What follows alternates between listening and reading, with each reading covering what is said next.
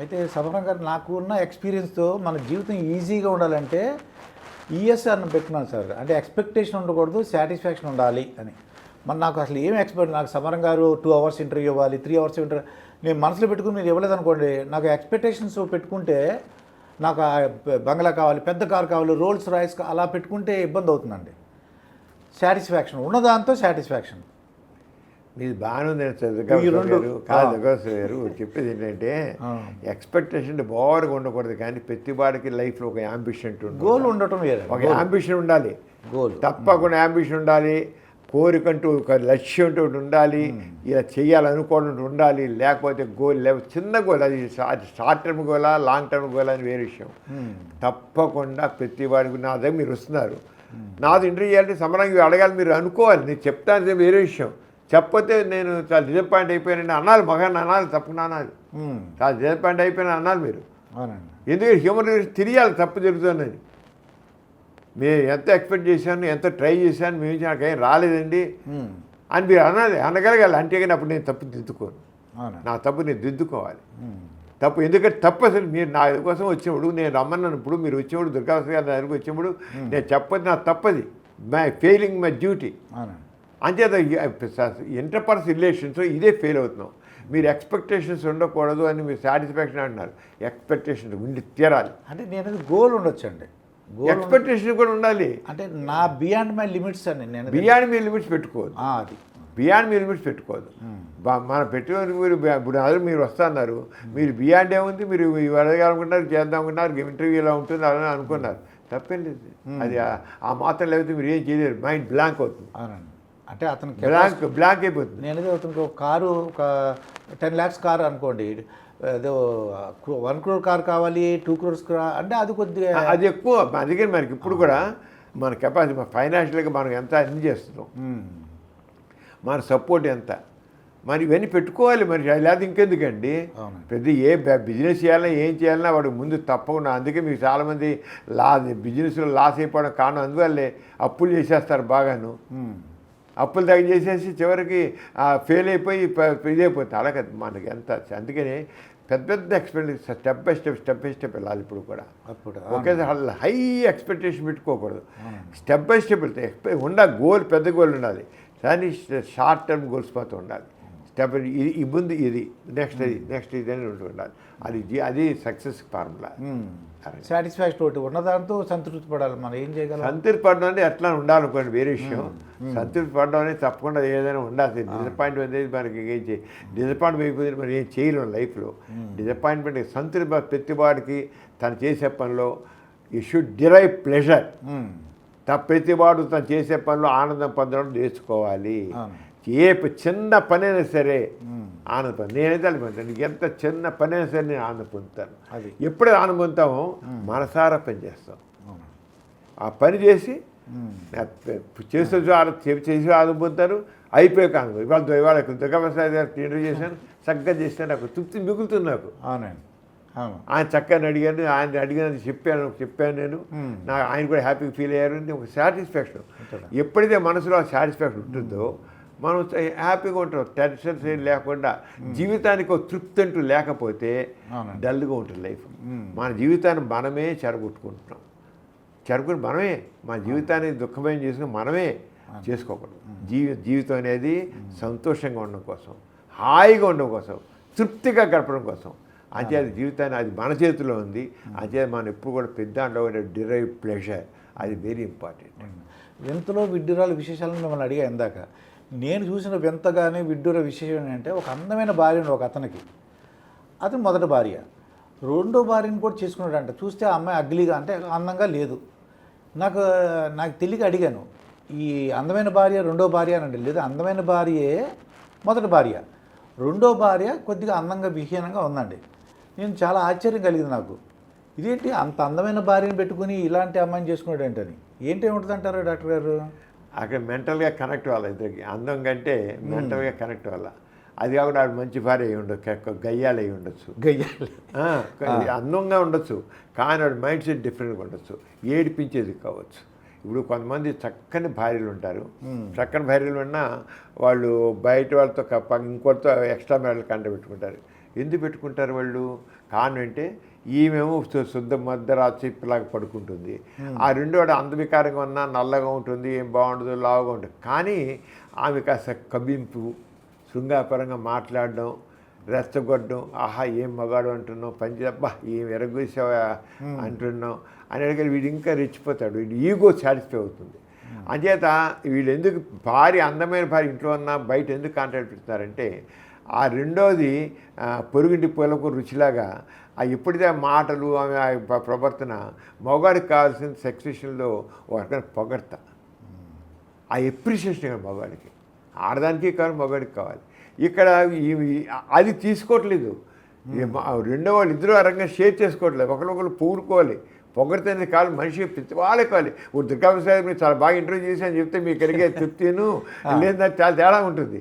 తప్పకుండా ఎప్రిసియేషన్ అనేది చాలా ఇంపార్టెంట్. ప్రతి చదువులో కానీ పిల్లలు కూడా వెరీ గుడ్, బాగా చెప్పావు, ఎక్సలెంట్ ఈ మొక్కలను మనం నేర్చుకో, మనం అనం. మరి ఏ మొక్కలు మీరు ఎంత బాగా చేసినా మొక్కలు అనం. ఒక పిల్లాడు చక్కగా చేస్తే అనం, బాగా చేసావురా, వండర్ఫుల్, ఎక్సలెంట్ రా, సో నైస్ వాట్ అని అంటుంటే ఇంకా వాడికి ఇంకా హుషారు వస్తుంది.